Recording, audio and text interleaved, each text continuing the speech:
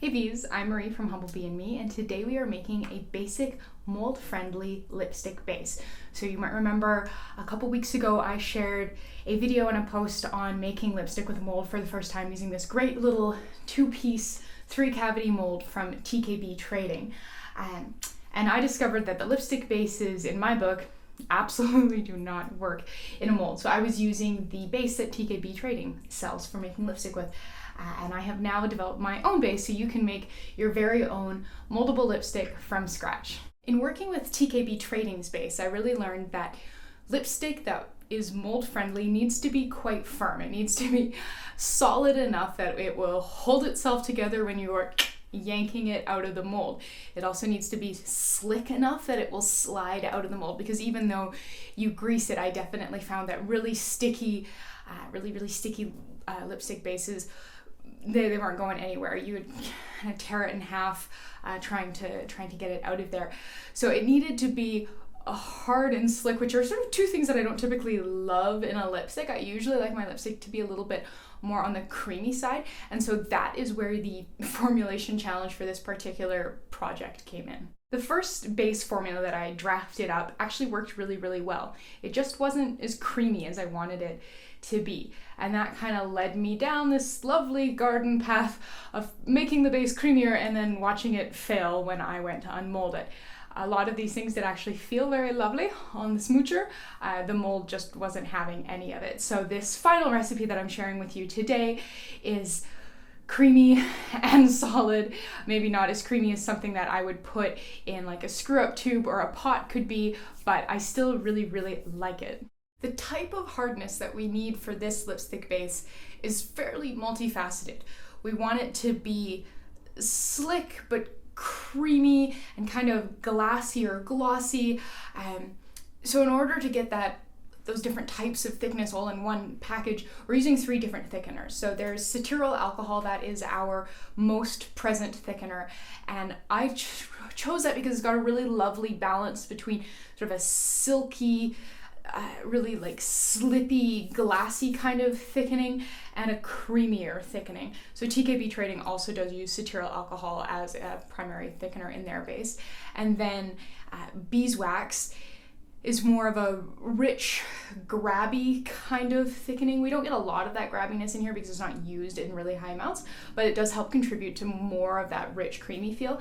And then we've got a wee bit of candelilla wax in there because it's a very strong thickener, but it goes for more of a hard candy glossy thickening, and so that helps us create something that'll really slide out of a mold nicely. The base itself is really easy to make. You're really just melting everything together and then pour it into a little tub or a jar or something so that you can then work with it from there.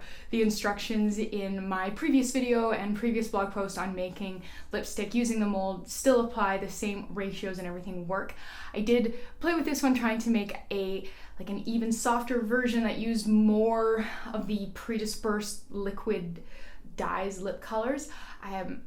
You definitely want to keep that to 0.7 of a gram or less per 3.5 grams of base. I just kind of found that at 0.7 of a gram I had some is this going to come out of the mold kind of moments, and the end product is noticeably softer than ones that use 0.4 of a gram of liquid dyes and then kind of make up the rest of the difference using solid powdered pigments. So yeah, you don't want to get this one too soft, because once it's too soft it's not going anywhere. It's just going to camp out in your mold, and cleaning trying to get a deep plug of lipstick out of that mold is it's not super fun. So yeah, I definitely recommend not going too overboard with the liquid pigments or any other liquid additions. As always, the accompanying blog post for this video has a ton more useful information. So if you want the color blends for the lipsticks that you see in the blog and in this video, that's where you'll find them. If you want information on substitution, scaling, shelf life, where to buy ingredients, more information on how I developed this formula, you will find it all there. So please go down to the description box and click through if you're kind of wondering about anything, or it's she really should have said that. It's I probably did. It's probably in the blog post. So very much worth a click to learn more very quickly. So between the blog and the video, you'll see 3 different lipsticks. There's sort of the bright one from the blog, the dark one from the blog, and the one from the video. So I thought I would do a quick application of each of them so you can see them in action.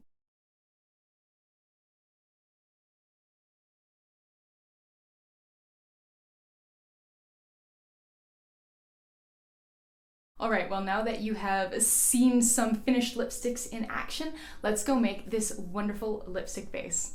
We'll begin by combining the ingredients for our base in a small heat-resistant glass beaker.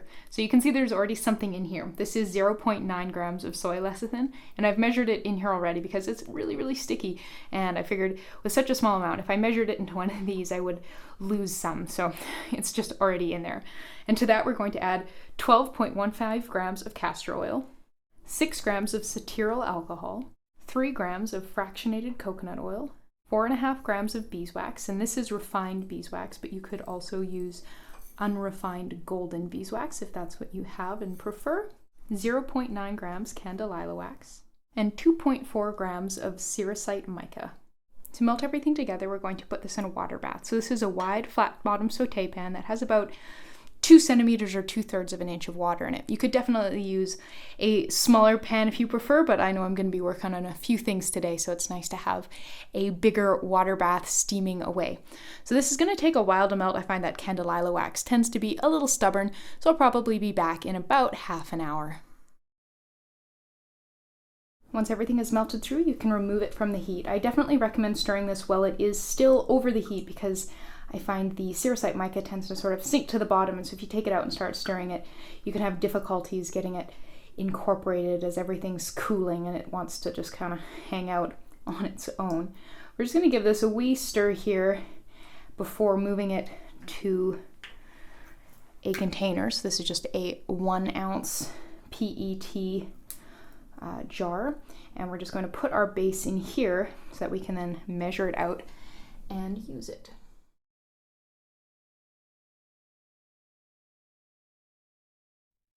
All right, well, that's not particularly pretty, but it'll do the trick. So we're gonna leave that to set up. And once it's set up, we can turn it into some lipsticks. So now that we have our completed base, we are going to make a lipstick. So I've got a scale there with a prep cup in it, and we're gonna turn that on, and we need 3.5 grams of the base.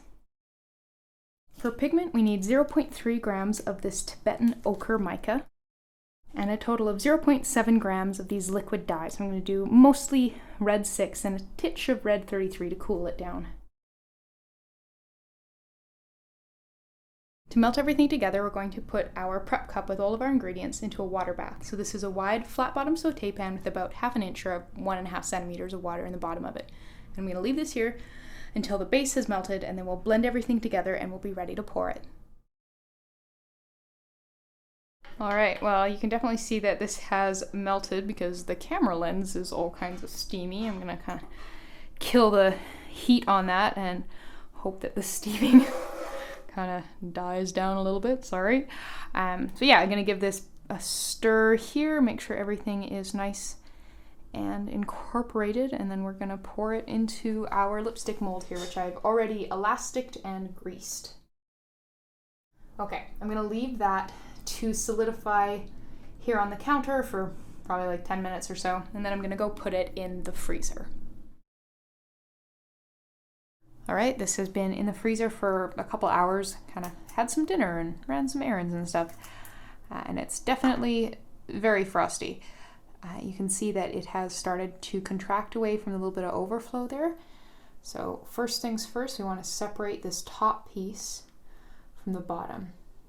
Very gently, there it is. All right, and then we have our lipstick tube here. This is the Shadow Black tube from TKB. So snug that down, make sure it's screwed all the way up before you do that. That's how they come, so. And then pull up, and we have lipstick. Beauty. Kind of snug that back down a wee bit. Lipstick. It looks awesome. Okay, I'm quite chuffed. Without smudging up the pretty top, I thought we would do a wee swatch with the stuff that was left over in the dish here. You can see there is loads of color payoff. Loads of it, positively. Oh my goodness, so much. All right, and yeah, there is a bit of a shimmer from the inclusion of the mica, but just gorgeous. So yeah, there you go. Now you know how to make your very own mold-friendly lipstick base. I think this is probably a concept I'm going to keep working on for a while and playing with some other combinations of ingredients using different sort of lipsticky base things that I have that I've been meaning to play with, basically. But yeah, there you are. If you want everything written down, please refer to the blog post. I have linked it in the description box below the video. You'll find everything written out, links to all the ingredients, information on substitutions, sort of the story of the development, and of course, this color blend if you want to make exactly this lipstick. But thanks so much, and I'll see you next time.